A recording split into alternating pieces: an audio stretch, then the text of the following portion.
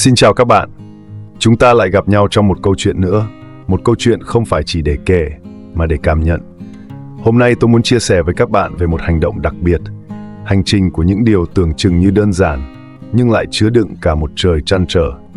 Có bao giờ bạn cảm thấy mình không chỉ nghèo vật chất, mà còn nghèo cả những thứ không thể đo đếm? Nghèo tình thân, nghèo niềm tin, thậm chí chỉ là nghèo cả những ước mơ. Đây là câu chuyện của một người như thế. Một người loay hoay giữa những mảnh vụn rời rạc của cuộc đời, cố gắng tìm cách ghép lại bức tranh hoàn chỉnh cho chính mình. Chúng ta sẽ bắt đầu từ căn hộ nhỏ với ánh sáng nhạt nhạt, nơi những suy nghĩ miên man được vẽ nên, và tăng dần cùng nhân vật đi qua những nốt trầm, những trăn trở về cái nghèo và cả những hy vọng le lói trong bóng tối.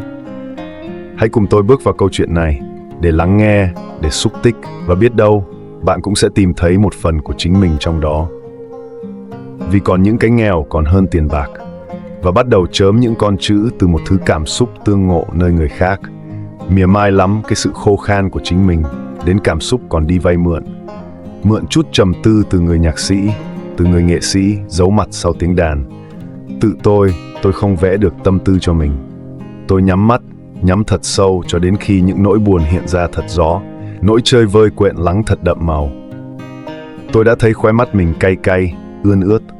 Tôi nghèo mọi phương diện, nghèo từ tiền mành còn chút đỉnh, nghèo cả những tình thân xung quanh, nghèo những tin nhắn bè bạn. Tôi vay mượn đủ đường, từ những con chữ, từ những bài học gắn cả đường sự nghiệp vào đấy.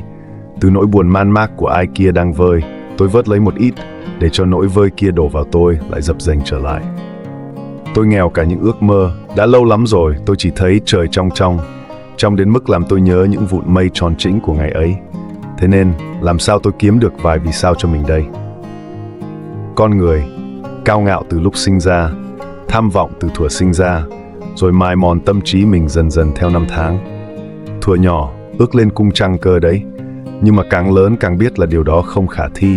Thôi đành gác lại chuyện xưa như là kỷ niệm ấu thơ, đánh dấu một ước mơ vĩ đại ngày nào. Thuở nhỏ, ước mình có thể đứng trong hàng ngũ những kẻ nhất của nhân loại. Nhưng mà càng lớn, càng thấy bao nhiêu chông gai cho hành trình khẳng định một vị trí. Thôi thì đành quên điều kia mà nhớ điều này. Vì ta là con người, vì con người suy cho cùng cũng chỉ là một tạo vật, hay cho gọn ghẽ là ta tầm thường. Hay cho hoa hòe là ta là kẻ bình thường nhất thế giới rồi thôi, để đành đứng yên, bất động. Cái sự nghèo đói vật chất đã chất đầy khủng hoảng, cũng chưa bằng cái nghèo dần, đều từ những thứ chẳng bao giờ được đếm đong, chẳng bao giờ bị đánh thuế. Cũng giống như tôi đã phớt lờ đi lời khẩn thiết của ai đó ngoài kia. Nói mới biết, tôi còn nghèo nốt chút tình thương đơn giản. Vì giàu nghi kỵ với người quá, tôi cũng bị phớt lờ. Người nhìn tôi mai mỉa, còn tôi tự nhắc mình như thể đã vô phương. Đừng có mà tự bơ mình luôn đấy. Thực ra, cái sự vô tâm cũng có tác dụng riêng của nó. Nếu phẫn uất, nếu thấy bất đắc quá, thì hãy làm điều gì đó mới mẻ hơn đi. Sao không nguệch một đường kẻ màu lên trang giấy? Sao không đi cho đến lạc cả lối về? Sao không thử xáo trộn mình lên một chút? Những món thập cẩm có sức hấp dẫn của riêng nó. Thì hãy theo triết lý của người nghiền ăn đồ trộn, xáo tung cuộc sống lên, nếm đủ hương vị lần lượt tan trên đầu lưỡi, và rồi tấm tắc ấn tượng. Chờ đợi những biến chuyển từ đâu, chi bằng thay cho lòng mình một chút nhựa mới. Lớn lên chính là tự độc lập hóa chính mình, tự làm mình vận động, tự xoay chuyển mình, chứ chẳng phải chờ thời cuộc gì to tát.